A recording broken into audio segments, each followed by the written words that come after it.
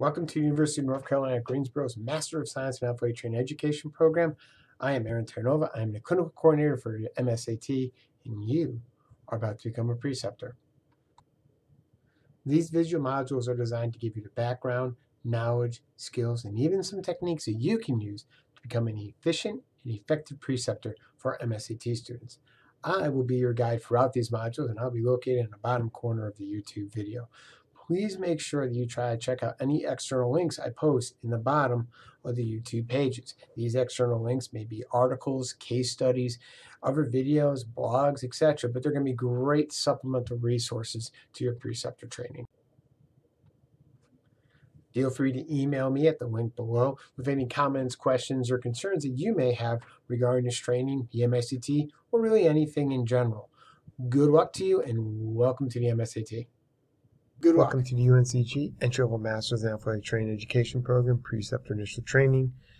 You have gone through the first 4 modules, so that means we are up to Module 5, and this is the nuts and bolts and how we actually do things here at UNCG in terms of our clinical plan. So hopefully everything leading up to this has been more conceptual in nature, how to be a preceptor, what we look for in being a preceptor, etc. And this is actually how we run our program. So if there's any module you're probably going to want to review a couple times, it's this module. Please understand, in the comment section in the YouTube, there is a link to a quiz. You must complete that quiz in order to be an official preceptor. So please, when you're done with this module, click on that link in the comment section and take the quiz. So the first thing about our philosophy is that we base our philosophy on what's called the SCORES principles. And that means stakeholders, KD, opportunistic, real-world, enjoyable, and setting-specific. The stakeholders, that's you. Everyone involved in our program, from the students to faculty to staff to preceptors, everybody has a stake in it. We bring everybody in to comment, feedback, and discuss our program. So you, as a new preceptor, you're a stakeholder now, so your feedback, your input, and your comments on our program are going to be invaluable moving forward. Katie is obviously your accrediting body. They are the skeleton. They are the framework for which we base our program. We need Katie to sort of set the stage for us. So they are the skeleton, and we flesh our program around that skeleton. Opportunistic. We want our students and our preceptors to look for opportunities for learning. If that means everything from potential viewing of a surgery to a grafting technique or a unique myofascial technique, etc. We want to seek out those opportunities for learning, and we want to grab them and be aggressive with them. Real world. We look for real world opportunities here. We try to avoid simulation as much as possible. We want our students working on real patients, of real injuries, in real time, in the real world. We want their autonomy. We want their independence to be in a real world setting. So as a preceptor, we hope that you embrace that model also. Enjoyable. The only reason it's this far down on the list is just the way it is spelled out in SCORES, but we want to make sure these sites are fun. I know when I was in school, my clinical rotations were the most fun that I had, and we want our students to have that. We want our students to go to their clinical rotation looking forward to working with the athletes, working with the patients, and being there. We don't want it to be, oh, I got to do my clinical rotation. We want it to be fun, exciting, enjoyable, because this is what they're doing with the profession. So we really want to make sure they're enjoyable as possible. And the last one is setting specific, which we're going to talk about in a couple minutes here, but we want everything within our clinical rotation to be specific to the setting, the exposure, the patients, etc. And I'll show you what I mean. So that's an overview of our general philosophy. It is a team endeavor, and we talked about stakeholders in the slide before, but the ATEP faculty, we provide the knowledge, the preceptors, you provide the clinical expertise, and then the students, they provide feedback to you, they provide feedback to us, and they provide a mentoring and feedback to each other. So you take these 3 components and you put them together. It's really a team effort. It's everyone working for the same goal, and that is to have a strong program, strong academics, strong clinicals, so we can have strong students going into the workforce and representing the profession of athletic training as best as possible. Our basic academic plan, which is available online on our webpage, which is also in the comments section on YouTube. They start with summer session 1, and then they basically have the majority of their coursework in that first year, from assessment and modalities in the fall to Therex, Pathopharm, Pharm, and General Medical in the spring. So you can see how much of their foundational knowledge is done right in that first year. The summer, they don't have, second summer, they don't have any obligations, but many of them go and do internships, etc. They come back in the fall of their second year for management and optimizing athletic performance, which is basically a course designed to give them the bridge between rehab in the athletic training room and return to play. And how do we get them in the weight room? How do we work with the weight room? How do we do speed, quickness, agility, that type of stuff? And then their spring, they really only have 2 courses: a BOC prep, which is also a resume building professional development course, and a research methods course. So this is their basic layout. So as a preceptor, you will know that your first year, first semester student is very green in terms of their academic knowledge, but going to their second year, these students have had most of their foundational knowledge. You can push them to in their knowledge and in their academic basis. Our philosophy of progression is pretty basic.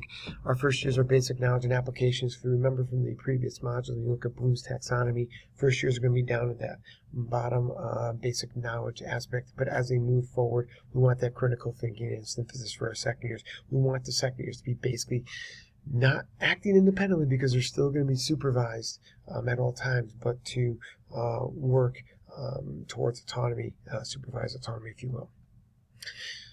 Each student will be exposed to multiple settings, population and exposures, and what we basically, as a clinical coordinator, what I base that on is what we need to have covered from our clinical sites and our preceptors, what they need, and also what the student needs. So we have multiple sites, and they say, hey, we could really use 2 students. I want to do my best to make sure they have 2 students. At the same time, I want to make sure the students they get are students that are going to appreciate and love that rotation. So each student is going to have at least 1 college, 1 high school, 1 what we call rehab intensive setting. They'll have 1 male, female, and general population exposure, and they'll be exposed to rotations that are typically upper extremity, like volleyball and baseball, lower extremity, like soccer or track, equipment intensive, like men's lacrosse and football, and general medical, being going to a physician's office or working with physicians in more of a general medical setting. So they might not be experts in all of these when they're done, but they'll be at least being exposed to all of these different types through their rotations here. And again, they have 4 rotations with a minimum of 300 hours and a maximum of 450 hours for each rotation. So even at the bare minimum, 4 rotations of 300 hours are going to get 1,200 clinical exposure hours in addition to their didactic academic coursework, which is a pretty good amount. If you look at this, this is sort of a spreadsheet for how I do the rotation. So you can see if you have the student here, I have the setting, the patient, the exposure, and then a preseason. All our students do a preseason in the fall. You can't fake or simulate preseason 2-a-days and all that kind of stuff. So students will all have a preseason. And so you can see here, I have to make sure that they each have a high school, college, rehab, upper, lower, male, female, general, and equipment rotation, and I color coded it to make sure that every student has that by the time they leave their 4 rotations. But if you just look right here, you can see the preceptor, the rotation, and how they move through. Obviously going into spring 16, I don't really have it finalized, but I kind of have an idea of where I'm going to put them. I just haven't finalized it yet. And these are very fluid. I probably go for at least a dozen different drafts of these rotations, really, again, taking into account a lot of different factors. And typically when I move 1 student or have to change 1 rotation, there's a ripple effect and everyone gets changed. So I put a lot of thought, a lot of effort using preceptor feedback and student feedback, and really trying to make a rotation that's going to work best for everybody. Here's just a quick graphical representation of the sites that we use, and hopefully I didn't miss your slide up here. So our clinical rotation objectives, or CROs, which is the term you're going to hear a lot. Those are our clinical proficiencies. We don't do checkoffs or checklists. We do everything in a much more global nature. I'm going to show you what I mean in a minute.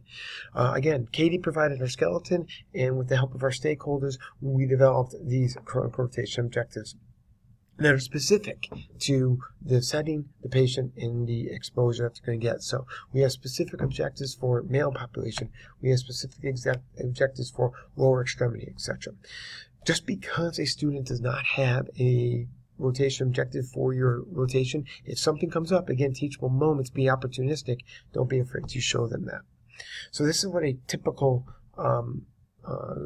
global critical rotation objective looks like. This is for our preseason exposure. You can see right here that we have the objective, which is based off of the educational competencies. So you can see that I'm basing this basically off the educator's competencies, the outcome being able to treat heat illness, the outcome being able to perform a PPE, and here's how we, or you as a preceptor, or I as clinical coordinator, will evaluate them. We're going to talk about the three main ways that we evaluate them or assess them in a minute. So this is just for preseason. Now they're going to have one for upper, lower, they'll have one for high school, they'll have one for college, and they're very specific. And again, I tweak these basically every year. You can see this is version 2015, so I've actually modified this version since last year. And these are available to you. These are going to be available to the students on the Google Drive app. So let's take an example of Dudley High School. The setting will be high school. The exposure is either upper or lower extremity and equipment intensive. If we're doing football in the fall, I can make that either upper or lower because they get equally injured there. And obviously being football will be a male population. Same thing with A&T, which would be basically the same thing because North Carolina A&T football is the same thing, except we changed the setting. So now it's college college university as opposed to high school. And again, each one's going to have specific objectives for them. The three ways that we evaluate or you will assess these clinical rotation objectives, if you go back 2 slides, global evals are the most common one. That's one you're going to deal with the most in discussion. These are going to be the most two most common. They will submit things directly to me, which I will grade and take care of, and then there'll be a reflection, which again I will look at. So let's talk about the first two. The first one being global evaluation. It's based on a 3-point scale, and it's global in nature. So whenever we're saying I want you to evaluate a ACL injury, the evaluation is you're going to evaluate a knee injury, and everything that goes into evaluating a knee injury, being able to decide what special tests to use, how to check a range of motion, etc. So we want the student not to look at the body as just different injuries, but to look at the body as how do I do a full evaluation.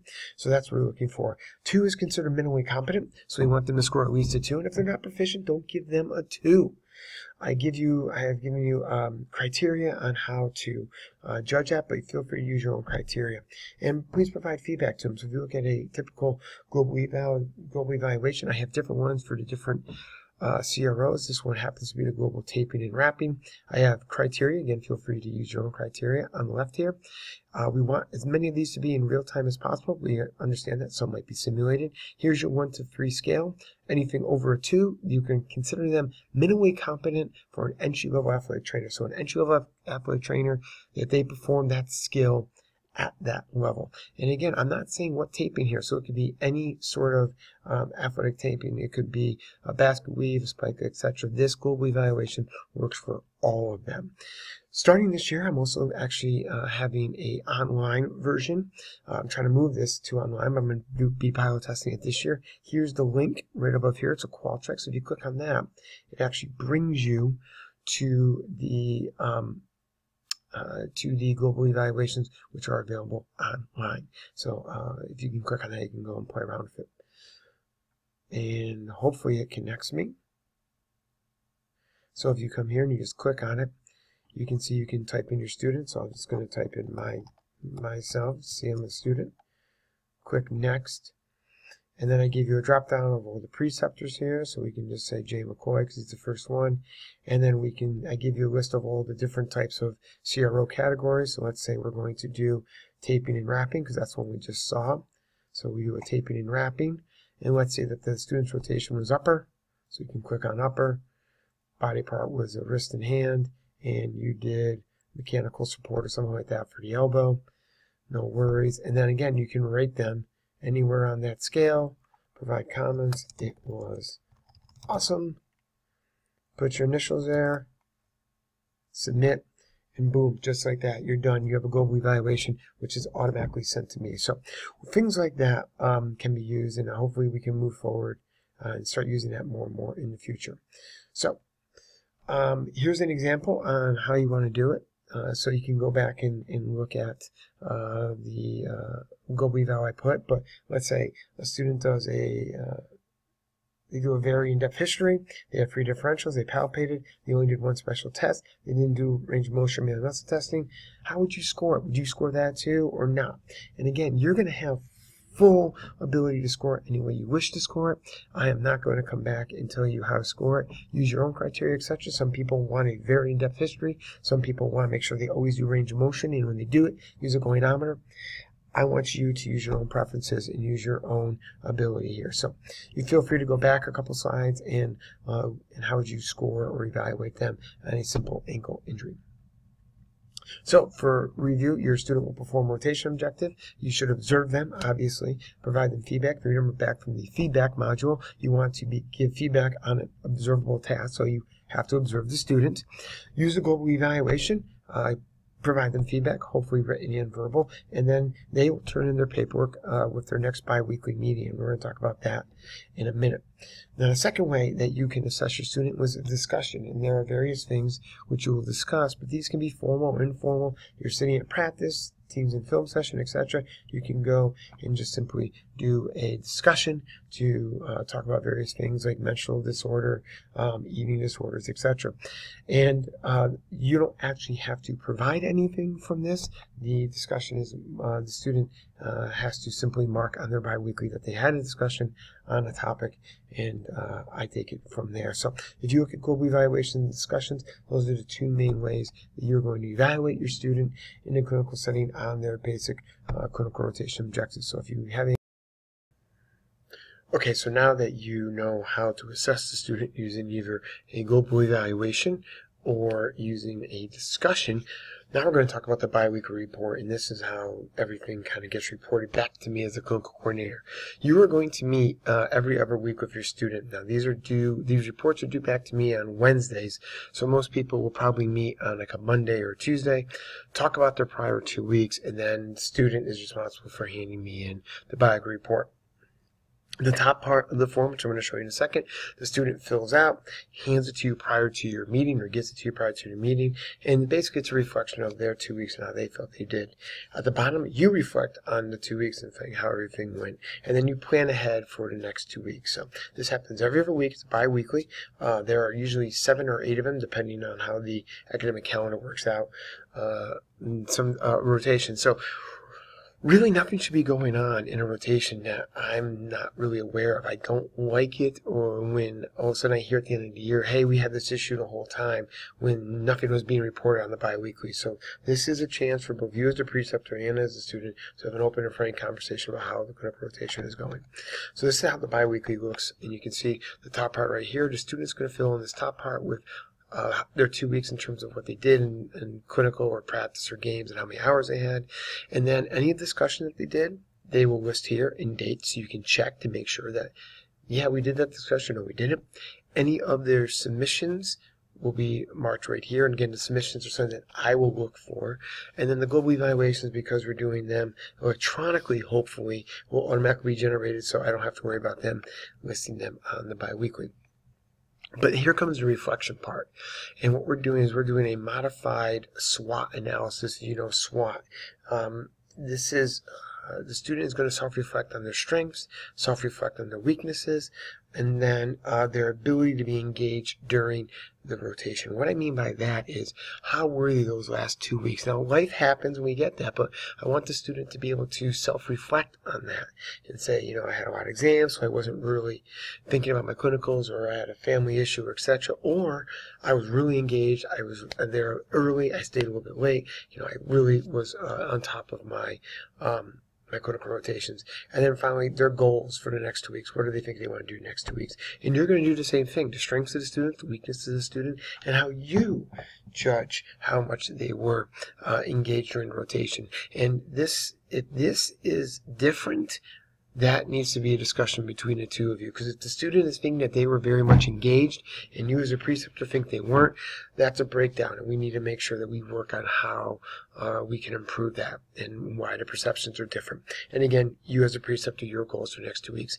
You both will discuss it, assign data, and again, this comes back to me as coordinator. I go through them all. I make comments on them. I give comments, and if I have to intervene, I will. But that is a biweekly report. So when it comes to paperwork, your real main paperwork are going to be your global evaluations and your biweekly reports.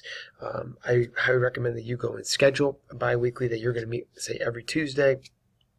the week that the biweekly is due at 12 o'clock, and you'll talk about the biweekly so they can be submitted to me on time on Wednesday. The student is responsible for this, so please understand that. Other types of evaluations, we do a mid-and rotation evaluation for both the preceptor, the student, and the clinical site. So the student will assess you as a preceptor, and they will assess their clinical site, and you as a preceptor will flip back and assess the student both at the midterm and the end of rotation. This should be a little bit more in depth than the biweekly reports. There are a whole list of different questions, making sure that the students are meeting the competencies that are set forth by Katie and meeting our standards. We don't want to wait to address a problem. I prefer to be a little bit hands-off. I really like it when the student and the preceptor can work through any sort of situations on their own. I think that's a very good professional development for the student, because you're not going to get along with everybody, and you might hit a little bit of a bump. So for having the student to be able to engage and work through issues, I think is a huge professional development. However, as the clinical coordinator, I am always there, and we can do various things to make sure that the setting between the student and the preceptor is working as smoothly as possible.